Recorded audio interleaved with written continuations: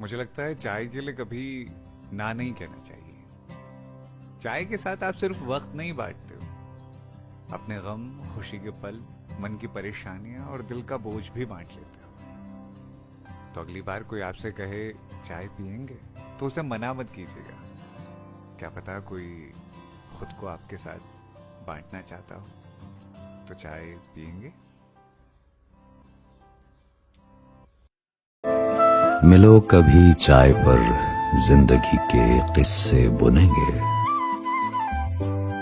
तुम खामोशी से कहना, हम चुपचाप सुनेंगे।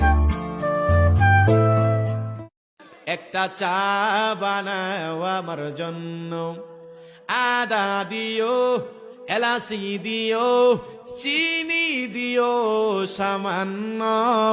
একটা চা বানাও আমার